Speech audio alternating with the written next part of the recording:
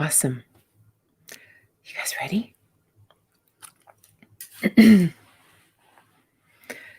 So today we're talking about how to fully connect with another person. And this is a really big deal because human beings aren't designed to be alone.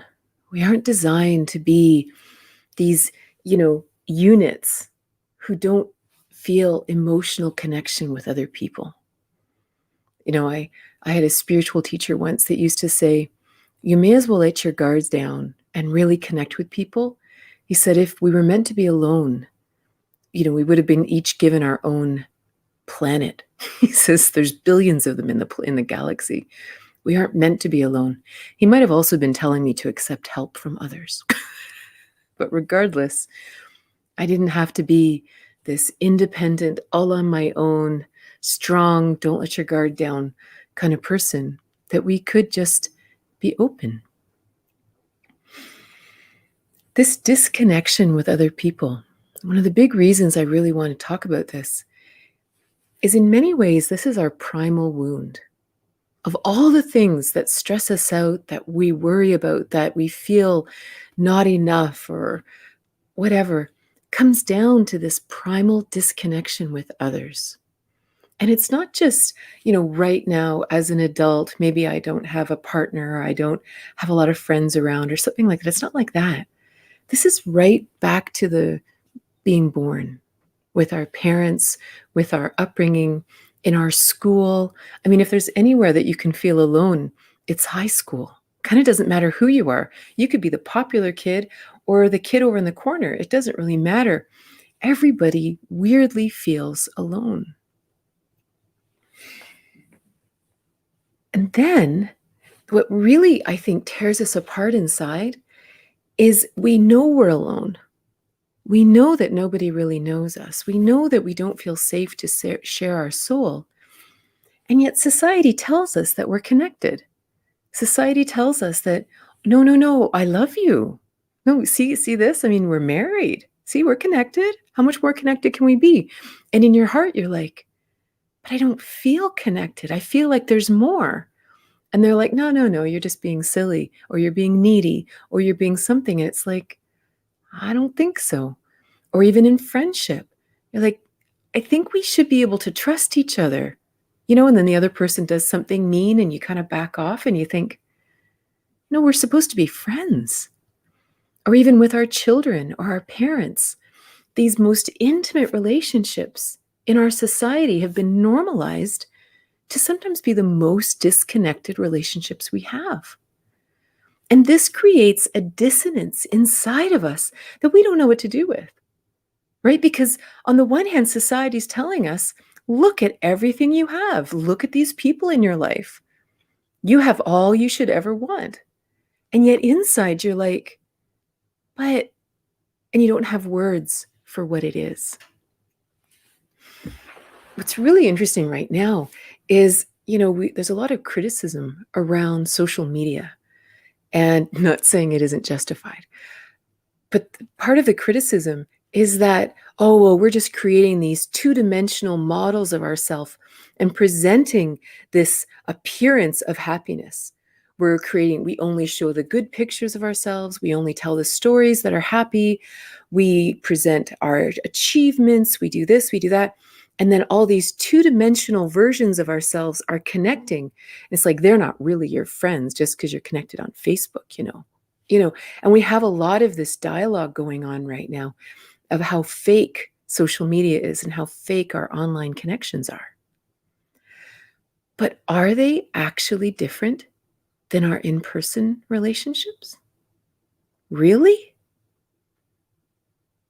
Because a lot of people, when you meet them, they present a version of themselves.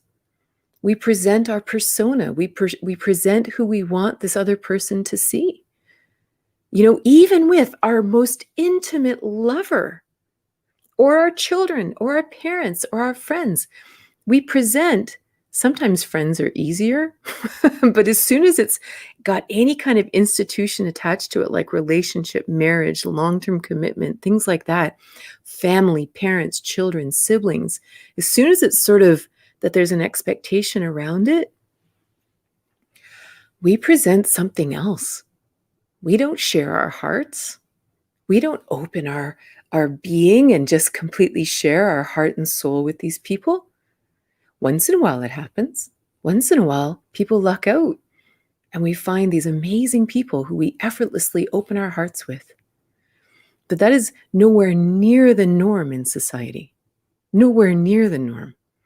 Even Hollywood and everything we learn in books and harlequin romances and everything, they're never about heart open soul connections. They're about drama, pain, grief, hot sex, whatever, right? It's about the thrill and the sizzle and the excitement, but it's never about the heart to heart connection. So this idea of actually truly connecting with another being is relatively unknown. And especially if we've never really experienced it, it's hard to sometimes even keep the faith that it exists. Every so often, we think back and there was that one friend I had when I was 7 years old. We were really good friends. We could do anything together, kind of that Winnie the Pooh and Christopher Robin friendship. And sometimes little moments like that stay in our hearts and make us remember, no, this is possible. Maybe we were only 7, but what if it could happen when I'm 57 too? What if I could find that heart coherence, that connection even now? What if that was possible? And what's really interesting is even what we call emotional connection in life isn't really connection. It's more like we're playing with the emotions with this person. Let's say we're dating someone. So we've chosen to take one step closer with this person, and we're now going to play in the emotional realm with them. Everybody else gets my persona. Everybody at work gets this, and everyone at family gets this, and everyone out there gets this. But this person, we're going to open up the emotional realm together. And then what happens? Drama, fighting, hot sex, whatever, and then there's loss, and then there's cruel words, and then there's distance, and then there's passion. This isn't necessarily connecting. We're just playing in an emotional realm, but it's like this sort of back and forth and difficulty and everything. Or we have the kind of relationship where there's no spark at all. Like you're kind of just brother and sister, or brother and brother, or sister and sister, that you're just content together. You're like, oh, this is comfortable. This is all right. But are you connected heart to heart? Or are we simply content to be together, side by side, enjoying the park bench of life, right? Which is awesome, but we're not necessarily connecting, and we may still feel very alone.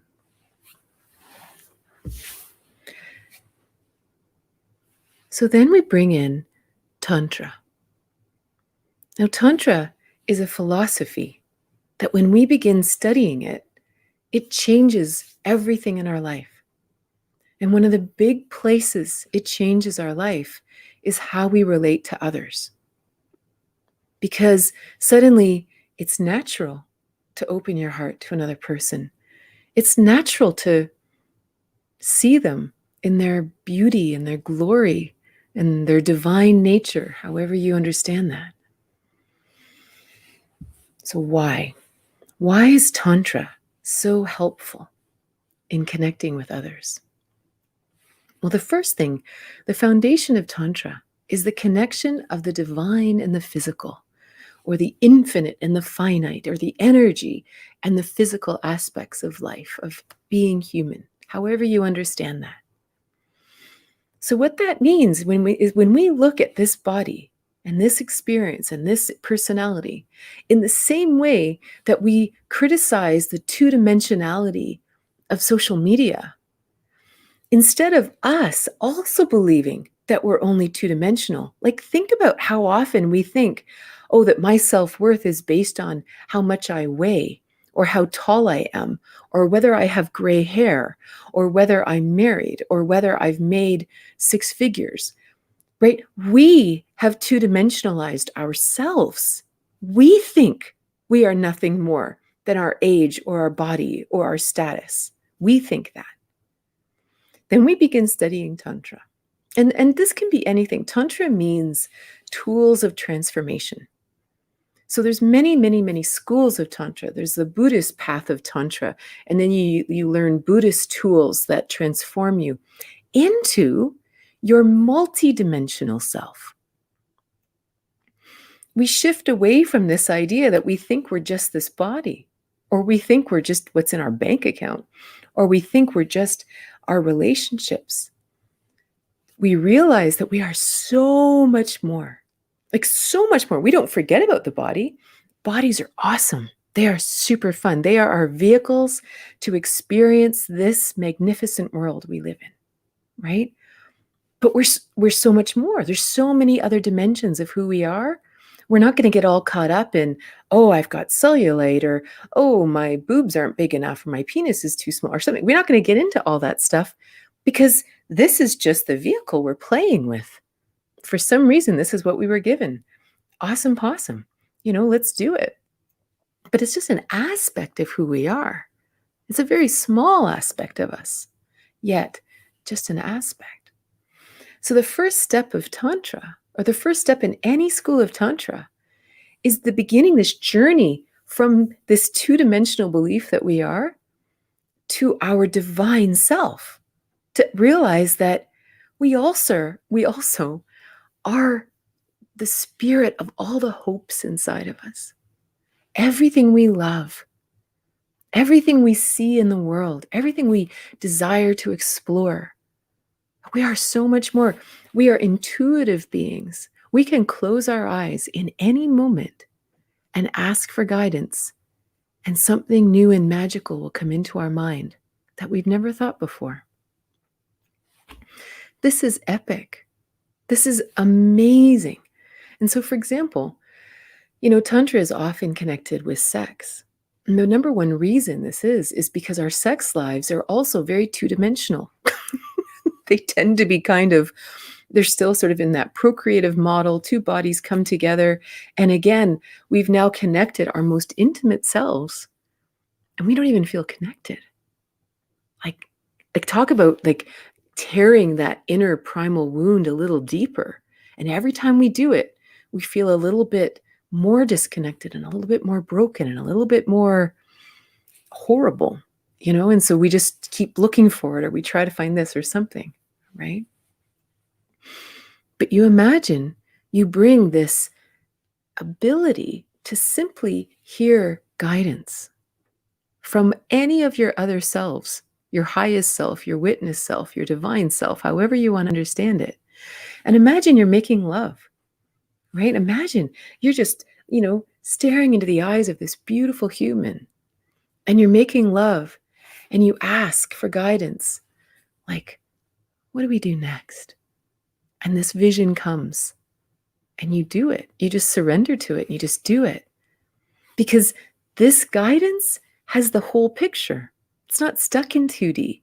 It's not stuck in our fears. It's not stuck in our issues. It's not stuck in what happened in my last relationship or my last 5 relationships. When we listen to our huge self, so much more is possible. So all of a sudden you listen to your inner self, you do whatever it is that you feel called to do, which I'm not talking about kink or anything like that. I'm just talking about lovemaking. And something brand new happens. A new connection, a new spark, a new magical experience happens. And afterwards, and then you kind of flow with it together. And then at the end you go, what just happened? What was that? Then you're both like, I don't know.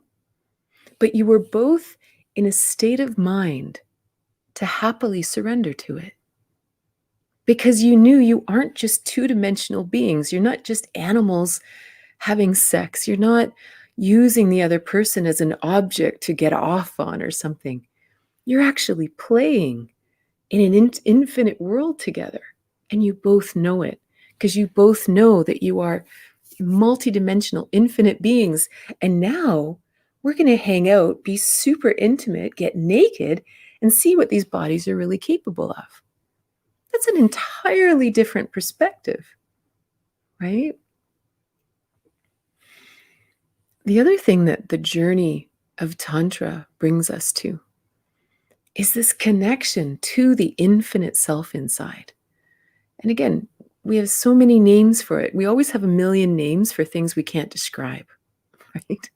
And so if maybe it's your soul, maybe it's your divine self, maybe it's your eternal self, whatever that is physical and limited as this body is and this experience, inside there is this eternal river. There is this divine self, that part of you that has never changed. The part of you that is exactly the same today as it was when you were 6 days old. That eternal, non-changing self. That's why many of the tantric practices are all about connecting within. Maybe in a monastic kind of tantric path, you would stare at yantras, these beautiful drawings that are designed to bring your focus here, and then you meditate on them. And why are we meditating? To bring ourselves into perfect focus, so we're not lost in the woolliness of the world, right? Or maybe you do a practice like candle gazing, and you stare and something magical opens up inside of you, and you remember. You remember that you're not just this physical being. You're so much more. And when you continue this practice, bit by bit, you start to identify more with that eternal self. You start to build more connections to that timeless soul that's inside of you. And then all of a sudden, you start walking around the world very differently. It's harder to become attached to things. It's harder to become attached to outcomes because you are intrinsically more connected to your eternal self. You understand the transient nature of life, and not in a negative way. This is just the flow of life. This is just wonderful, right? Life is meant to ebb and flow, and it's the cycle of life, of birth and death and rebirth. It's normal. And as we connect with that eternal self, we allow the cycle of life to happen. We allow people to come into our lives and leave us. We allow experiences to come and go because we know that we're eternal. Now imagine you've been practicing, and practice can be many things. Like I teach Kundalini yoga. Kundalini yoga is considered a tantric yoga because its only intention is to transform you, right? It's the only reason we do it. It's not about achieving postures or doing anything. It's only about getting inside and cleaning up whatever's in there that's standing in the way of your radiance, of your happiness.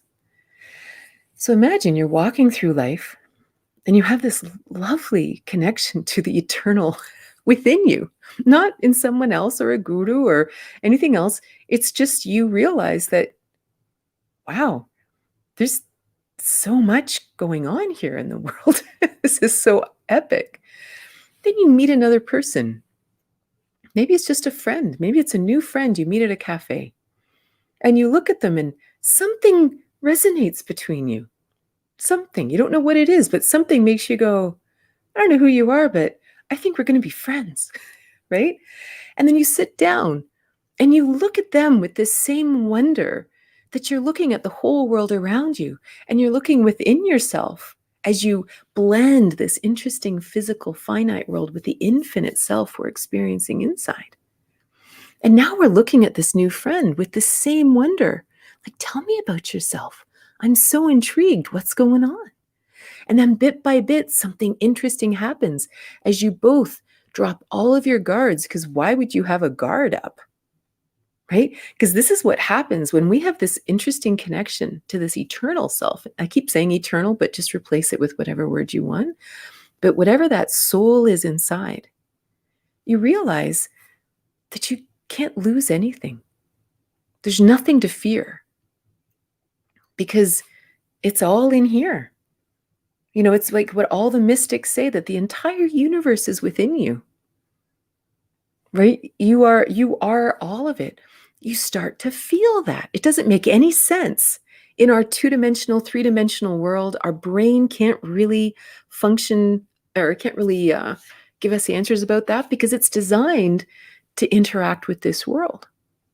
But something inside knows better, right?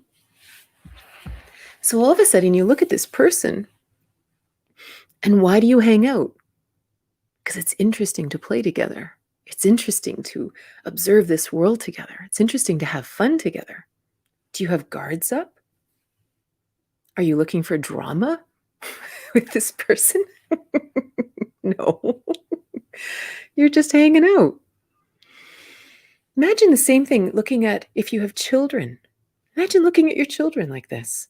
It's like, look at these interesting incarnate beings. And as weird as that may sound, I remember when my children were born, that's what I looked at them like. Like, I kind of couldn't believe I was given these little beings. Like, really? Like, I get to have one or two? Like, really? And for anyone who's new, my kids are in their 20s now, so this was a long time ago. But I still look at them like that. My son's a 26-year-old, 6'4" Viking, and I still look at him with this like, wow, look at you, And imagine you looked at your children or your grandchildren or your nieces and nephew or the neighbor's kids or whoever, and you look at them and go, look at these little humans, these amazing little divine incarnations running around. Aren't they spectacular? Like, this is what you start to look at people like. And then you get back to, imagine having an intimate partner. Like, mind blown, right? Like, now you've got this person that you kind of have a little extra something with. It's beyond just the amazement of having a friend or the amazement of someone you love in your family or awesome kids running down the street. This person you've got some mojo with. So now you've got this wonder that you stare at this person. You fully understand that they too are these eternal beings. And you're going to be intimate together, like really physically intimate. And then you're actually going to be able to touch each other and use these electrical systems to actually create like an electrical filament and a weave together and play in something that is absolutely off the charts. Again, this is why Tantra got so attached to our sex lives, because it will blow our minds in just wonderful ways in friendship and family and at work and everywhere. But in intimacy, it's almost like deep down, it's what we kind of always knew was possible, but we had no idea how to get there. And because our relationships were so two-dimensional, three-dimensional, or filled with all this emotional ups and downs and Harlequin romance baggage, right? It was just never going to happen. And yet deep down, it's like, I kind of know this is possible, right? So we kind of always feel this little weird disappointment. And then we think, oh, well, I don't want to hurt anybody's feelings and maybe I can't find someone else. I'll just make this work and it's no big deal. And then we just sort of forget about it, right? Another big part of how Tantra shifts us in relationships is when we have this connection. We talk about in yoga or spiritual practice about the chakras. We have the 7 chakras in the body. Many systems have many chakras, but we normally talk about the 7. The first chakra is where you're sitting right now, right? Our connection on the earth. It's our physical body. It's how we connect here in this carbon-based world, in this space-time continuum. That's our physical body. And then we have our 7th chakra, which is our divine self, our connection to the quantum field, infinity, all that good stuff. So our human body our human experience is this connection between the divine and the physical. So within us, we have this exceptional experience blending together all the time of everything that's happening in our physical life and everything we're intuiting from the non-physical world. This is a very juicy existence. This is very, very interesting. So what happens, among many things, is you start to become very comfortable alone. You begin to enjoy your own company because it's very interesting inside what's happening. And you'd actually like to have a bit of quiet time to enjoy the blending of those things without any interruptions from the outside world. And I'm not saying that, we should all be alone. But one of my great teachers, who of course I've never met, was Thomas Merton. And Thomas Merton was a Trappist monk who wrote a lot about solitude and his desire to connect with God. And of course, it's super religious because he's a Catholic monk. And it was so interesting because the more we connect within, whether we live in a householder world, whether we live right in the thick of humanity, the more we connect inside, the more happy we are inside, and the more content we are in our own company. When we are content in our own company, and we don't need anyone else to fulfill any role for us to make us happy, we become great company. Because the other person knows that we require nothing of them. Nothing. I actually genuinely just want to be in your company. I want to talk. I want to drink great coffee. I want to make love. I want to look at the sunset. I want to listen to music. I want to watch a movie. I just want to hang out. You don't have to be anything because we are all everything. And that changes the whole game because suddenly whoever that other person is, whatever their beliefs are, whatever they think, whatever their actions are, you just sort of go, that's their journey, and then with every relationship, it becomes very easy to be very open-hearted. But I don't mean being open-hearted with everyone. I don't mean just simply walking around like this and people trampling you and stuff like that. Because the other part of it is you observe reality. You observe what is. You're not attached to being connected or not being connected. And so you have this lovely connection to the eternal, to the divine, however you see it. So when you meet someone, you're also watching them. I did a video yesterday that's here on YouTube all about seeing through your third eye, activating that sixth chakra. And it's a very interesting thing to observe a situation, not only through these eyes, but also through this one. And if you meet someone, you'll very quickly find out if they're interested in this kind of connection. And if they're not, great. And if they are, great. So if you meet someone and they're kind of a swirling mass and they're trying to manipulate you or control you or something, you just see it for what it is. And you shake their hand, literally or metaphorically, and you say, best on your journey. And you continue on. Or even in a relationship, there are times that you realize that we don't want the same things. And it could be friendship, it could be lovers, it could be anything, it could be a marriage. And you go, and you find a different way. It's not about kind of this free love for everybody, no matter how you treat me or how you are or what you want in the relationship. That's not it, because you're truly connecting with reality. And that really changes everything.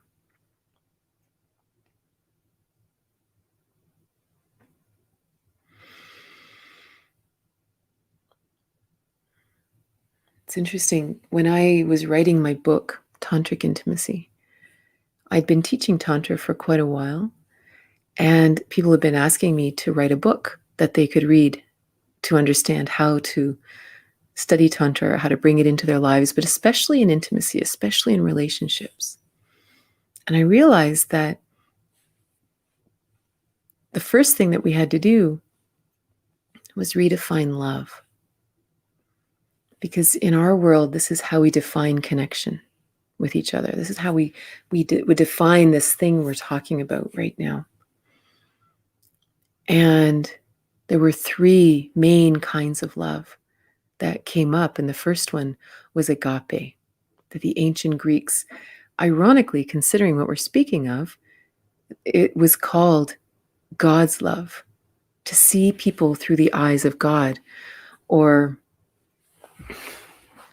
years ago, my daughter was a cashier at a local grocery store, and she was having a really bad day. Like, she wasn't really having a bad day, but she said everybody else was. She says, especially, she says, the seniors, for some reason that day, were just really suffering, really struggling. And she said that and so they were just all complaining and yelling at her, because everyone yells at the cashier. And this thought came into her mind, and she thought to herself, you know what? Someone out there loves this person. I'm going to look at them through the eyes of that person who loves them.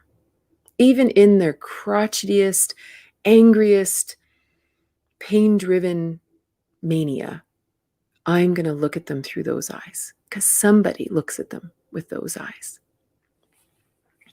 That's agape, right? To just look at someone through the eyes of someone who loves them. Imagine how different that is. Imagine in all of our relationships, if we actually treated each other with agape and full respect. Because the beautiful thing is, when we do any of these introspective practices, whether they're yoga, meditation, tantra, whatever tools we learn, Ho'oponopono, like all these lovely, so many tools available to us right now. What happens is we start to be very humble about our own path, and we start to realize that, wow, I have a few issues. I need to look at those. And those issues are kind of driving some behaviors that really aren't very healthy. We really start to look inside. And the more we look inside, the more we see these people in the lineup at the grocery store. And we understand, yeah, they have issues too. They've got stuff that they're hurting from. And so then agape becomes easy.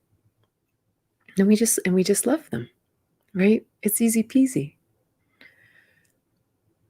And then the next level of love is philia, brotherly love, familial love. And this is the love where you trust someone, where you actually find someone who's a confidant, and you know that you can tell them anything and they will just love you. There's no judgment, there's no nothing. And they even know the juicy stuff, the stuff that even you don't even want to know some days. And that this person will always have your back. They'll always give you the benefit of the doubt. And then there's eros, genuine eros, not eroticism, but real eros that builds upon agape and philia, and then has that little extra something that you dive into something different, a different connection. I often think of it like, historically, they used to call lesbians saphists.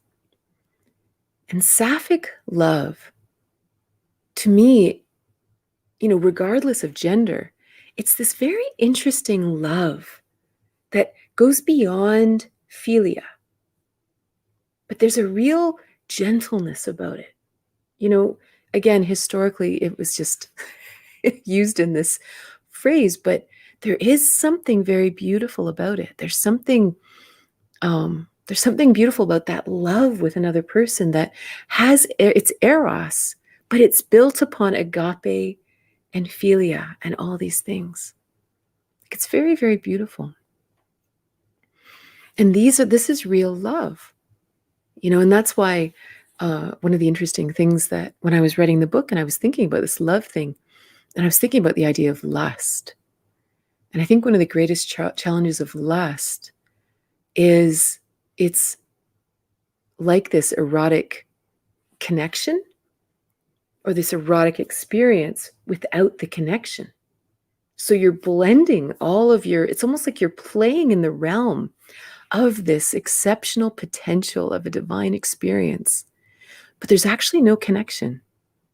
It's just simply passion, animal lust, not evil, but it isn't love. It isn't actually connection. It's just sex. Kind of changes everything. The sun has come out.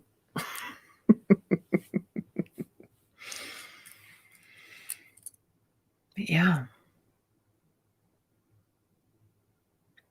It's so ironic that to actually connect with another, the very first step is literally connecting with our own highest self. And not just highest self, I hate that word, but it's like our true self, our actual infinite, multidimensional being. And then all of a sudden connecting with others is so much fun. Like it's just so much more enjoyable. So I'm going to put my glasses on. If you have any questions or comments, I'd love to chat with you.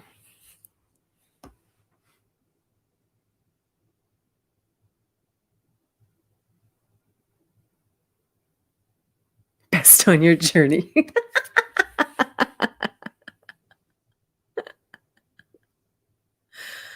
Oh, that's awesome. Soupsters.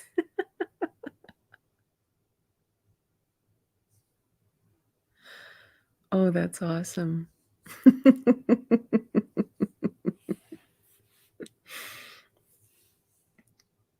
For anyone who isn't here from Insight Timer, I teach on Insight Timer almost every day. So lots of our friends here are from Insight Timer. And one time I was talking about I was on a date, a Tinder date in Florence, and I asked if he wanted to go out for dinner, and he says, "Well, I've made soup. Do you want to come home for soup with me?" And soup became the euphemism for sex.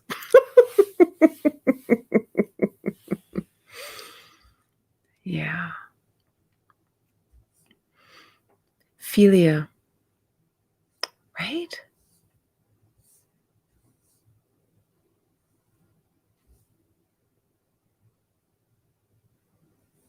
Oh, I think I missed a question. I don't know. If you have a question, just re-ask it, because I may not have seen it. Wow, that sun feels so lovely.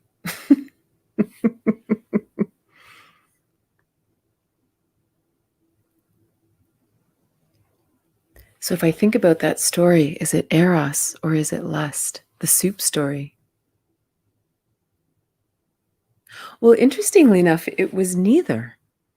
Because one of the reasons I didn't go back to his place for soup and we didn't go out for dinner and we didn't see each other again is because there was actually no real connection between us.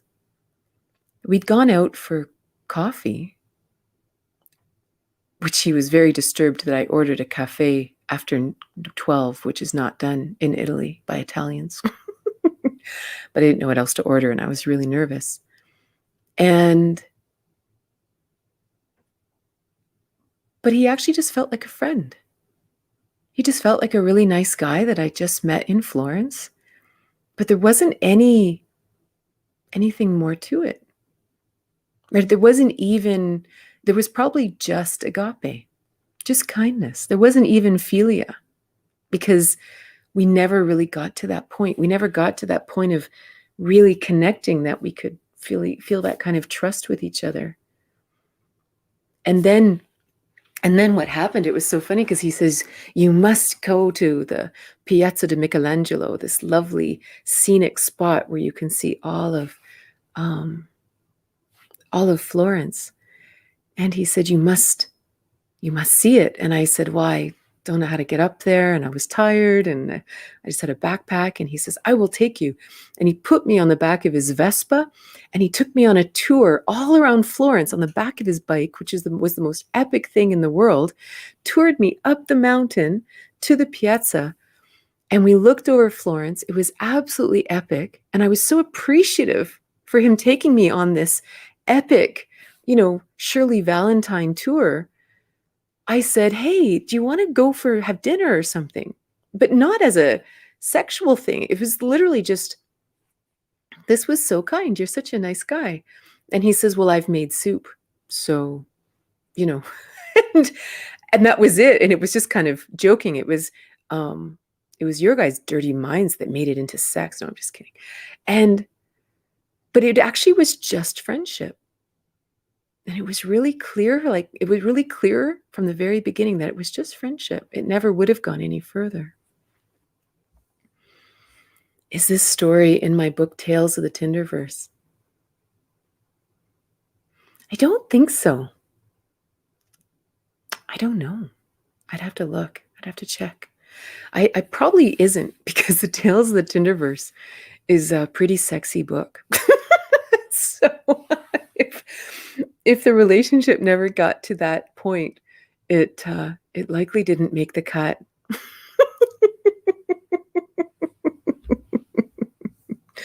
So it probably would have been literally good soup, for sure.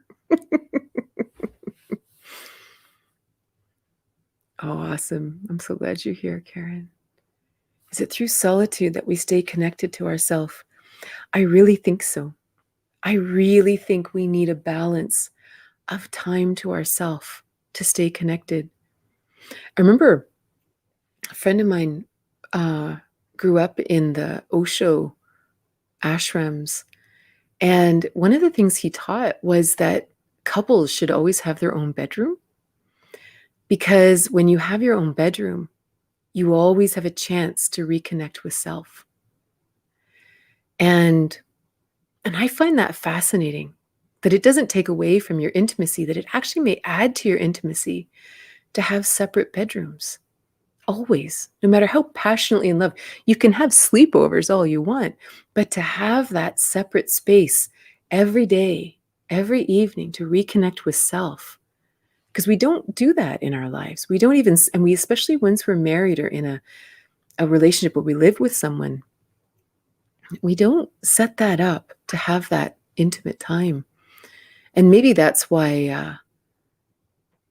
it's so important to have a spiritual practice, like literally to have a practice, to meditate for an hour a day, or to do yoga on your own so that you can say, you know what, I'm going to close out everything else and I have to reconnect with self for 1 hour. If we don't have that built into our life, now I have to read that book. Our Dirty Minds. I know. I'd like to include you guys in the Dirty Minds category,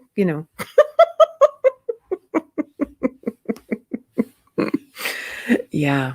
No, the Tales of the Tinderverse is a lot about seeking connection, but seeking it in that masculine feminine dynamic, and the journey to find that in a world that isn't only disconnected. One of the reasons we're disconnected is we don't understand what true yin and yang is. And again, nothing to do with gender, orientation, or anything like that, but just actually those two opposite ends of a magnet connecting, and how all of us, regardless of gender or anything, we have a preference to whether we want to be in that masculine or we want to be in the feminine. And when those magnetic poles come together, magic happens. But in order to even have that connection, there can't be any, dirt on the magnet. There can't be anything that disconnects us. And as soon as we have issues like, I was once at a yoga conference, and I said something about, I was at in a workshop, and the teacher asked me what practice I did. I said I did Kundalini yoga. And he said, Kundalini yoga removes all the buttons. And it's so important because buttons, like the triggers inside of us, get in the way all the time of intimacy. And again, I'm not just talking about sex and soup, soup lovers, soup enthusiasts. I'm not just talking about soup, but any kind of connection.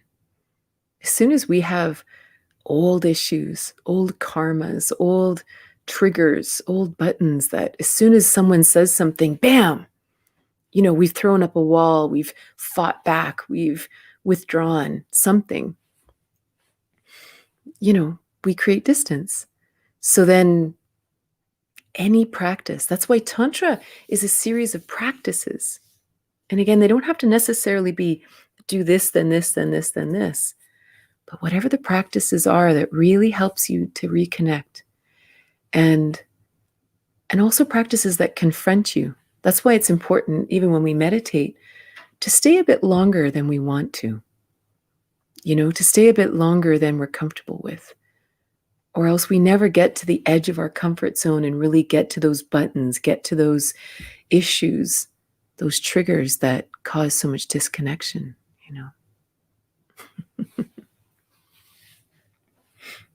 We should get shirts made, right?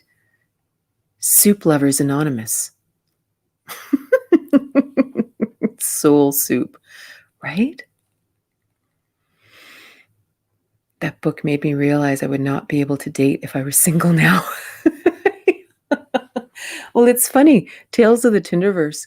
It for some people it inspired them. They're like, I want to go out there and try this out. And other people were like, oh my gosh, Oh, you're so welcome, Yogi Guru. Awesome. Well, this was wonderful, guys. Thanks so much for being here. For anyone, I'm going to play with the banners here. I'm new to YouTube. This is fun. We can put up banners. If you want to learn more about my courses and classes, see, you can go to katrinaboss.ca.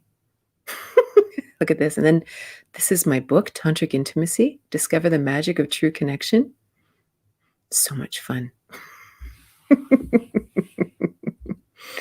So thanks so much for being here. And I look forward to seeing you next Wednesday or sooner, depending on how our worlds cross. I'll see you guys later. And I like my YouTubes because there's no soup Nazis. I know. We can talk about anything here, anything at all. And if you have topics that you'd love for me to talk about, then definitely mention them in the comments of this talk. This talk will go, it'll become part of my YouTube channel. And then if you comment in the comments or send me a message or something, I would be happy to do talks based on any topic you'd like. Awesome. Namaste, Satnam. Ciao. We'll see you guys later.